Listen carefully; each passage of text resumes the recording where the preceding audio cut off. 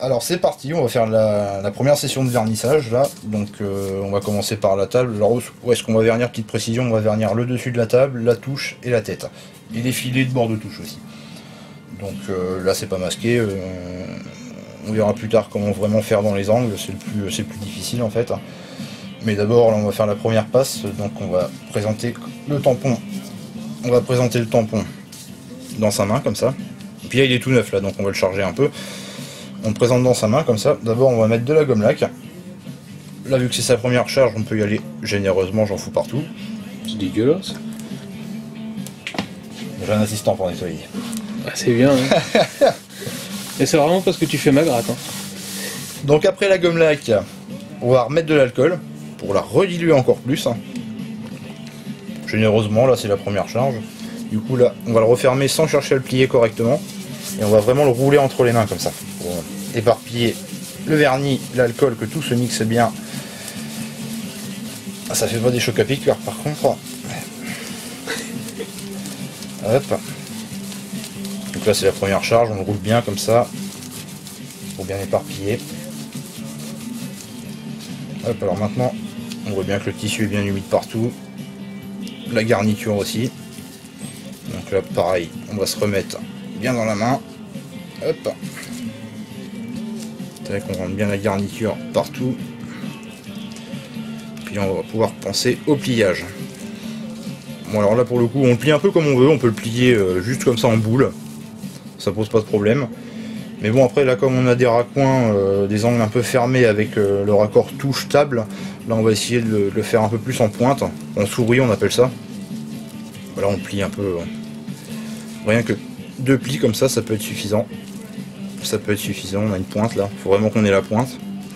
Et après l'autre on la ferme comme on peut. On la ferme comme on peut, ou on replie après dans ce sens là pour avoir une autre pointe. Ça dépend de la taille de votre tampon, de vos préférences, ça après c'est vraiment une histoire de préférence. Là on a tampon en pointe, ça permet d'aller vernir dans les coins. Ça sent bon.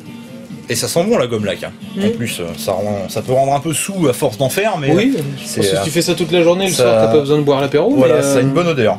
Ça a une bonne odeur. Alors après, le plus dur, c'est vraiment la charge du tampon, savoir s'il y en a trop ou pas dedans. Donc alors là, ce qu'on fait, il y a plusieurs techniques. Il y a la feuille de papier. Alors moi, ce que je fais, c'est vraiment au toucher. En fait, je le passe sur ma peau. Là, on voit bien. Je sais pas si on voit avec les reflets. Reproche-toi un peu. Ouais, là, c'est bon. Là, on voit qu'il y en a trop là. Là, ça brille de trop. Voilà, ça brille de trop. En fait, la sensation, il faut que le tampon soit humide, mais pas trop. Donc c'est un peu compliqué, quoi. Mais là, après, c'est pas spécialement gênant. C'est vraiment quand il est un peu trop humide, comme ça, on peut le frotter, ça les sort un peu. Là, après, comme c'est la première passe, vraiment, c'est pas trop grave. C'est pas trop grave. On va pas faire des 8 ni quoi que ce soit. On va vraiment appliquer en bande pour faire la première charge. Et donc du coup là, pour pas prendre de risque, je mets pas d'huile quand même pour la première, vu qu'on est censé être imperméabilisé, mais je prends pas de risque, je préfère mettre une première couche de vernis sans huile, sans lubrification en fait, c'est pour ça que là c'est vraiment de la charge. Donc on va y aller. Hop, alors là on va faire des passes longitudinales pour faire une première couche plus ou moins d'accroche. Et bah c'est parti alors. Là on voit bien qu'il y en a beaucoup trop d'alcool.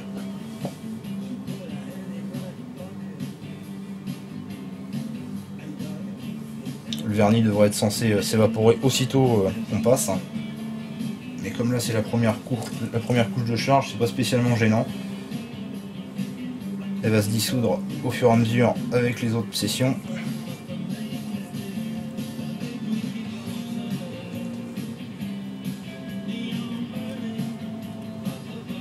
Du coup, ça laisse pas de marque si tu le fais toujours dans le même sens, enfin, ou même si tu croises.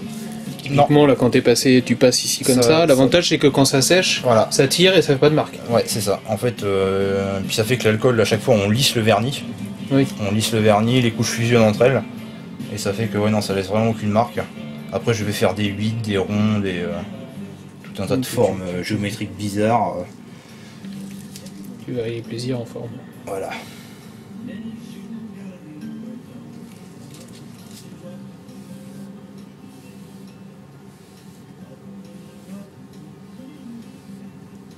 on peut charger jusqu'à temps que le tampon justement se vide du surplus.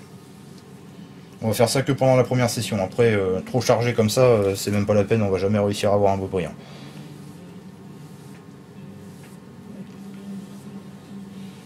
Les petites choses à noter, là j'ai mis pour l'instant une seule fois de la gomme laque dans mon tampon.